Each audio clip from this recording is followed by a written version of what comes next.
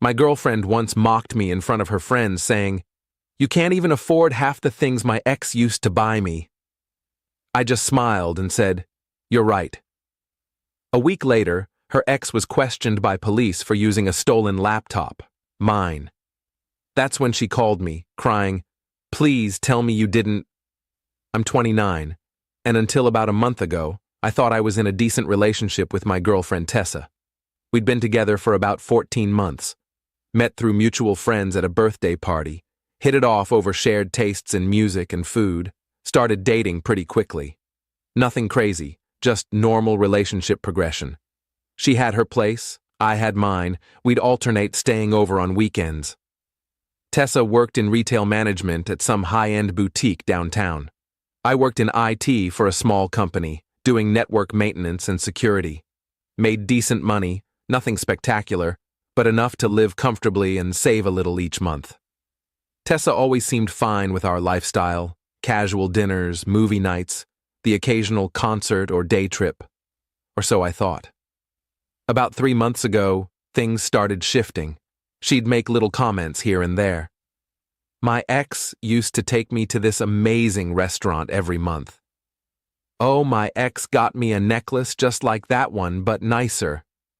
My ex always made sure I had everything I wanted. At first, I brushed it off as harmless nostalgia. People mention their exes sometimes. No big deal. But it got worse. More frequent, more pointed, and always about money, about what he bought her, about the lifestyle he supposedly provided. I started feeling like I was in constant competition with this ghost from her past, this guy named Derek, who apparently was some kind of financial wizard or trust fund kid or something. The breaking point came 3 weeks ago. Tessa invited me to a get-together at her friend Monica's apartment. Just a casual Friday night thing. Drinks, snacks, maybe some board games. I showed up around 7:30 with a bottle of wine, ready to have a decent evening. There were about 8 people there, mostly Tessa's friends from work and college. I knew a couple of them, but not well. The night started fine. We were sitting around Monica's living room, talking, laughing. Then somehow the conversation turned to vacations and travel. Monica mentioned wanting to go to Greece next summer. Someone else talked about a trip to Iceland they'd taken last year. Then Tessa chimed in. "Oh my God, Derek took me to the Maldives for my birthday 2 years ago. It was insane. Private villa, infinity pool, spa treatments every day. Literally the best trip of my life." I felt my jaw tighten, but I stayed quiet. Let her have her moment. Then Monica, probably trying to be inclusive, asked me, "What about you guys? Any trips planned?" Before I could answer, Tessa laughed. Not a nice laugh. A dismissive, almost cruel laugh. She looked at her friends and said, "You can't even afford half the things my ex used to buy me." The room went silent. Everyone looked at me. I felt my face get hot, that prickly sensation of humiliation creeping up my neck. Tessa was still smiling, like she'd made a joke, but there was an edge to it, like she meant it. I didn't yell, didn't argue. I just smiled, looked at her and said, "You're right." Then I stood up, grabbed my jacket and left. Didn't say goodbye, didn't make a scene, just walked out of Monica's apartment and drove home. Tessa texted me about an hour later. "Why did you leave?" That was so embarrassing. I didn't respond that night. I needed to think. Really think about what I wanted to do next. Update 1. The next morning, Saturday, Tessa called me around 10 a.m. I was sitting on my couch, drinking coffee, staring at my phone as it rang. I let it go to voicemail. She called again 5 minutes later. Again, I didn't answer. Finally, she texted, "Can we please talk? I'm sorry about last night. I was drinking and I didn't mean it like that." I texted back, "You meant it exactly like that." She called again. This time I picked up. "Hey," she said, her voice small. "I really am sorry. I was being stupid. Can we just forget it happened?" "No," I said calmly. "I don't think we can." "What does that mean?" It means I'm tired of hearing about Derek. I'm tired of feeling like I'm not good enough because I don't drop thousands of dollars on you every month. If that's what you want, go back to him. I don't want to go back to him. I want to be with you. Then why do you keep comparing me to him? Silence on her end, then, I don't know. I guess I miss that lifestyle sometimes. Is that so wrong? No. But it's wrong to make me feel like shit about it in front of your friends. You're right. I'm sorry. Can I come over? Can we talk in person? I hesitated. Part of me wanted to end it right there. But another part, the part that still cared about her despite everything, said, Fine. Come over. She showed up an hour later with coffee from my favorite place and a bag of pastries, peace offerings. We sat on my couch, and she apologized again, more genuinely this time. Said she'd been feeling insecure about money lately, that seeing her friends plan trips and buy nice things made her feel left behind, and she took it out on me. I wanted to believe her.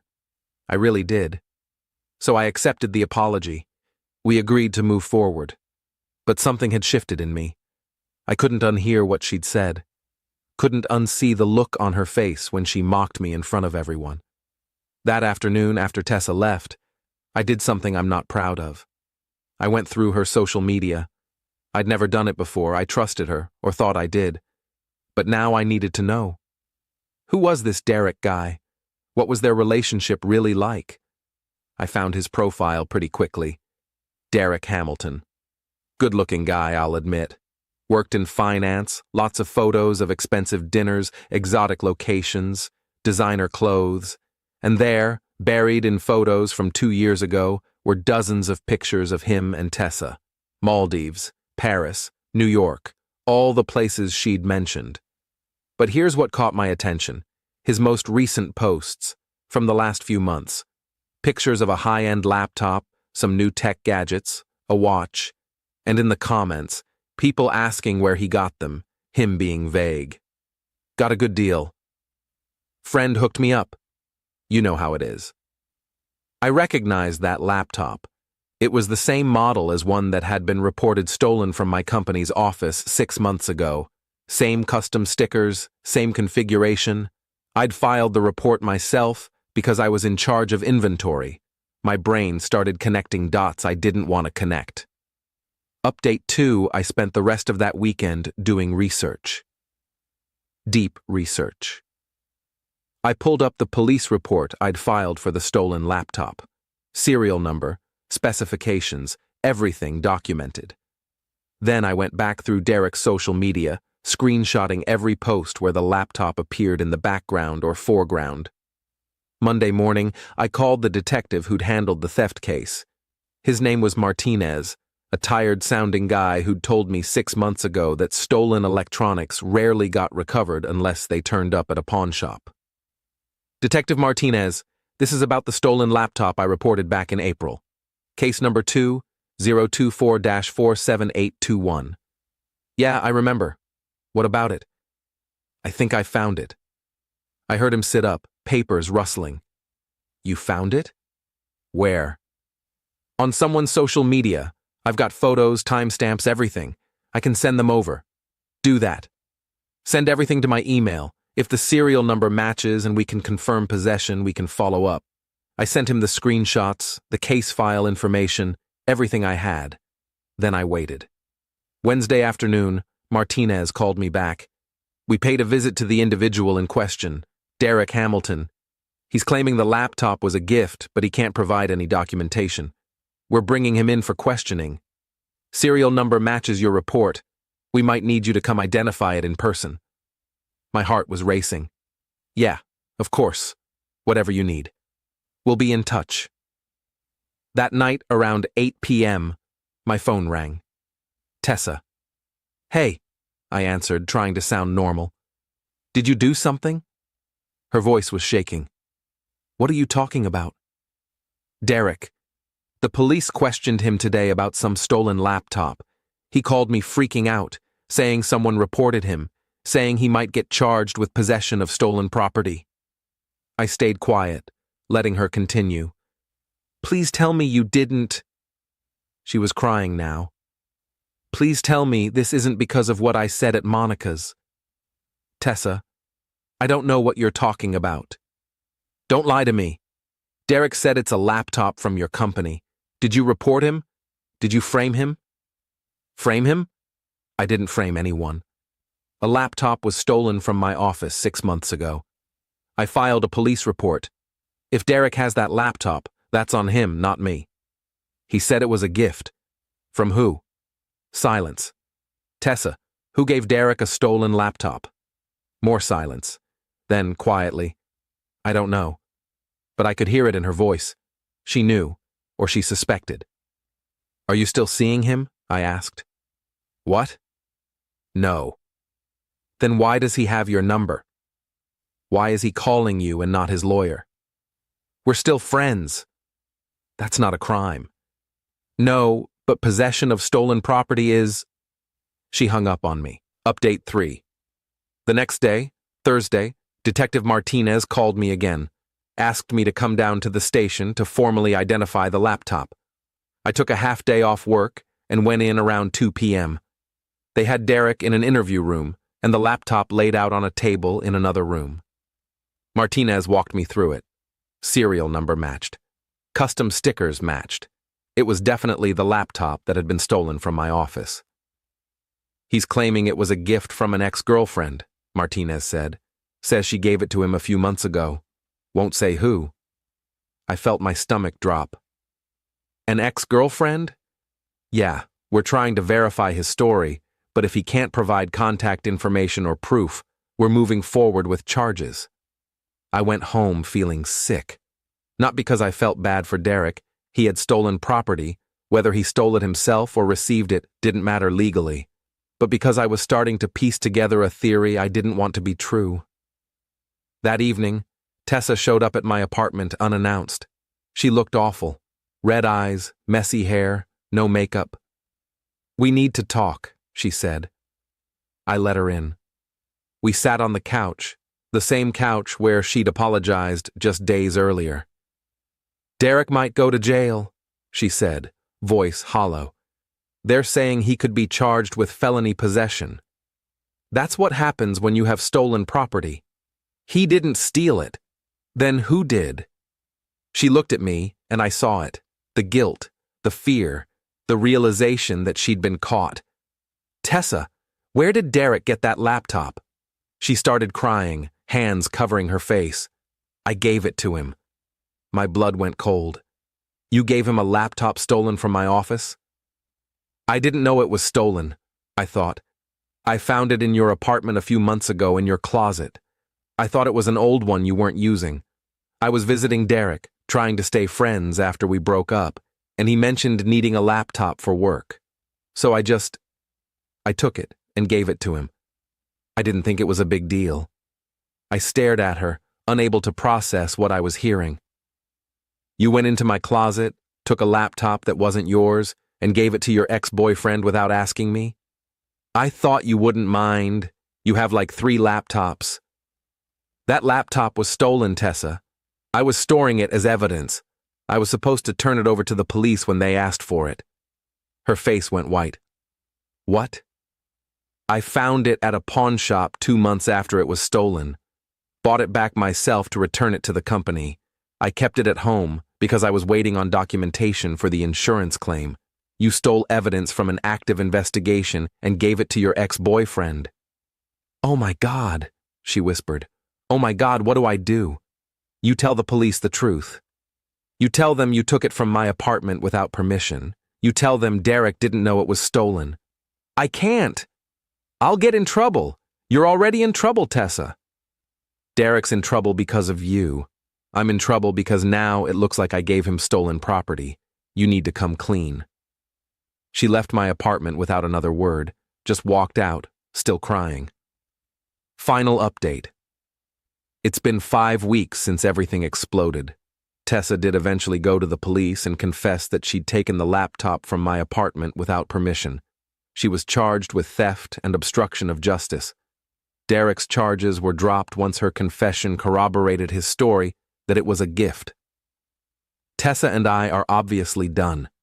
She tried to call me a few times after her confession, apologizing, begging me to understand that she'd made a terrible mistake. I didn't pick up. Eventually, her calls stopped. Through mutual friends, I heard that she lost her job at the boutique. Apparently, the criminal charges made her employer uncomfortable, and they let her go during her probation period. She moved back in with her parents across the state. Derek, from what I understand, wants nothing to do with her. Can't say I blame him. She nearly cost him a felony conviction. As for me, I'm doing fine. My company got the laptop back, the insurance claim was processed, and I was cleared of any wrongdoing. Detective Martinez actually thanked me for helping solve a 6-month-old case. I've been thinking a lot about what happened, about how Tessa's obsession with money and status led her to betray me in ways I never saw coming, about how her need to impress her ex-boyfriend, to maintain some connection to that lifestyle she missed, made her steal from me without a second thought. I've also been thinking about that night at Monica's apartment. If Tessa hadn't mocked me in front of her friends, I never would have gone through her social media, never would have found Derek's posts, never would have connected the dots. Her cruelty ended up exposing her own crime. Someone asked me recently if I reported Derek out of revenge. Honestly, I don't know. Maybe part of me wanted to hurt her the way she hurt me. But mostly, I just wanted my property back. I wanted justice for something that had been stolen from me, and not just the laptop. Tessa taught me a valuable lesson.